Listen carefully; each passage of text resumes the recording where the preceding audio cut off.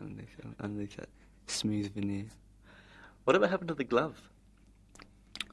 Well, after I left the Banshees, I've lost contact with Severin. I think he was a bit upset, really, by me leaving. It was always destined to be a one-off project, although when we'd done it and we were pleased with it, we thought we'd do another one. And we started collecting stuff for it, but I haven't even spoken to him for about 8 months, so I don't expect we'll work together again. I got a nice letter from him, but I don't know, it's just one of those things. Sad, really. It was a good record, but we were both a bit disillusioned by the complete lack of interest that anyone showed from Polydor onwards. It was there, and it was like our pet project, and no one really took it seriously. You think people paid more attention to the creatures than they did to the glove?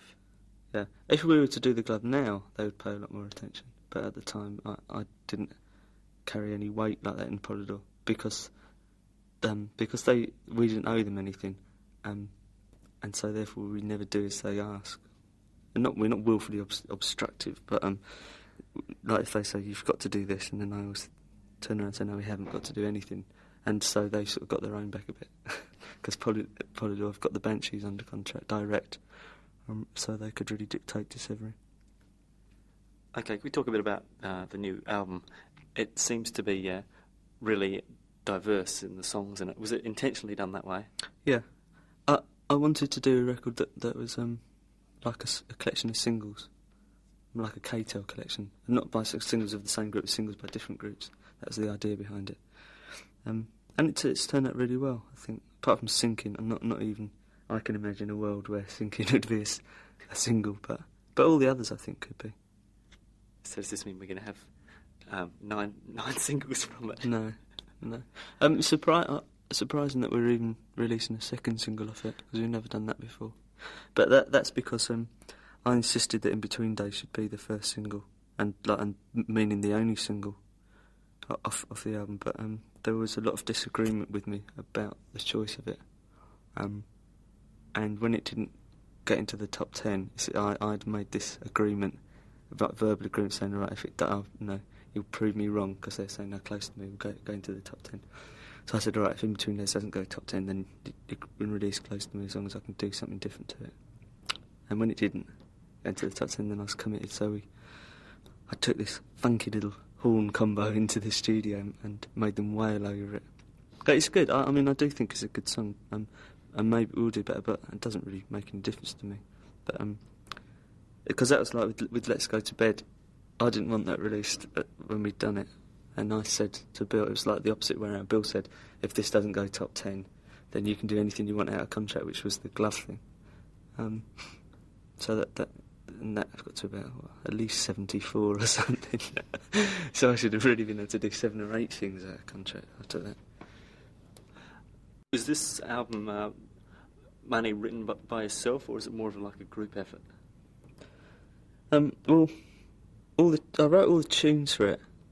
And then we went into this really horrible little basement studio and punished ourselves for 2 weeks, and everyone really just made up their own bits. I still had my dictator's hat on, or my dictator's disguise. And if I didn't like something, I'd say, no, I don't like this.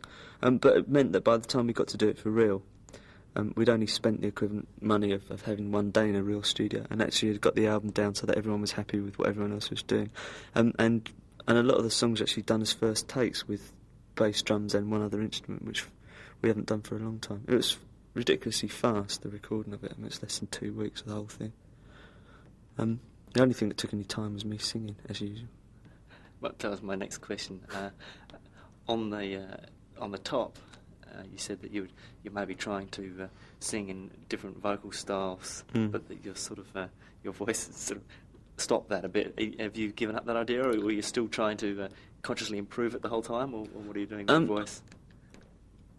On this record, I didn't. I suppose I've realised that the boundaries that my voice presents to me.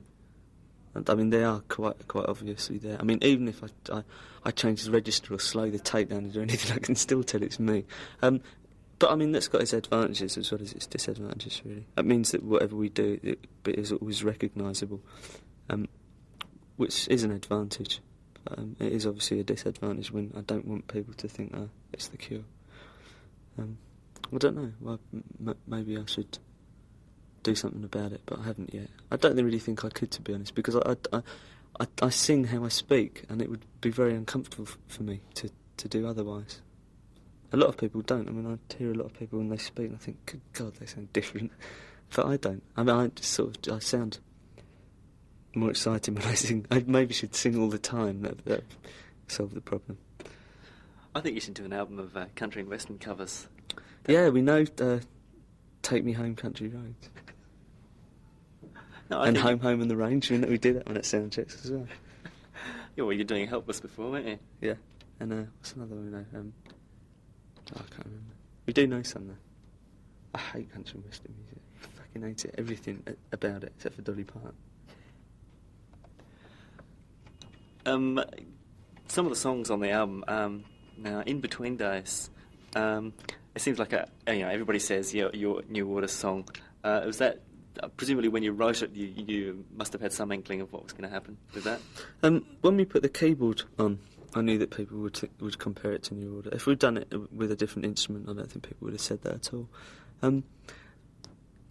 It's only because we've had that for so long and never used it. We used it on Faith and a little bit on Pornography. We used it on Cold, and it's a really distinctive sound. And Joy Division had one as well. And I don't ever know of anyone else owning one. It's called a Selena. It's huge. It's about this big, and it only makes one sound. It's a really obscure instrument, and New Order have used it quite regularly through on Ceremony and Everything's Gone Green. And I thought, I think it's a really good sound. But I thought, well, why should one group have an exclusive on a sound? It's really dumb. And I think if we can't cope with criticisms of plagiarism, then we shouldn't really bother. Because, I mean, we nick a lot of stuff. It's just it's never quite so obvious as that. But the tune wasn't nicked from anywhere. It's our own tune. Okay, then the Kyoto song. What's that about? Oh, it's about waking up in Severin's flat on the floor. One horrible day. I won't go any further into that song than that. It's this really sordid song. It was just called Kyoto Song. It was called Koto Song for a long time, because I bought a Koto when I was in Japan. And that's the tune that they always... it's set in a scale, and it's always bing, bing, bing, bing, bing, bing. I can't sing it, but... And it's just me picking out... That's the first tune I picked out, and I taped it, and I thought, that would be a good song at some point. But it was going to be on the Glove album, actually, because we used the Koto on the Glove album. What was the reaction to you playing in Japan like, compared with other places in the world? Was it vastly different or not? Yeah, it was mental, but I think it's mental for any group that goes there. They just go really hysterical. It wasn't so bad with the Banshees. I tended to, but even then, I mean, if you're over 5'6" anyway, you're sort of considered to be an alien. But when we went over there with The Cure, it was really awful. I couldn't leave the hotel most of the time. It was that bad. It was just really stupid. I mean, it frustrated me because everyone else went out, and I was really glad that I'd been there with the Banshees and seen everything the first time round, like all the temples and that. But I think it's... In fact, I know it's the same. It's the same few hundred people just do it because the associates went out there on the start with the Style Council and Culture Club, and I think Talk or someone just a couple of weeks ago, and they showed me photos of, like, Billy Sue showed me all these photos of him, and they're the same girls that they're posing with everyone. So that's just what they do. They're just professional screamers. They'll be replaced by the younger sisters by the time we go out there next. That was the most odd thing about it. It's almost 100% teenage girls as well in the audience. It was really odd. Who thought the Love Cats was their first record? On The Blood, there's some flamenco guitar. Why did you put some guitar on it? Because we've never done a flamenco guitar song before. I did learn proper classical guitar.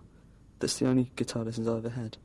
But it was just, I've said it, I mean, it's difficult doing interviews around a record because I run out of lies to tell about it. I end up repeating the same and eventually coming back to the truth. It was about just a label on a bottle of peasants' wine that they drink in Portugal, and it just made me feel all sort of, and I realised why they do that, and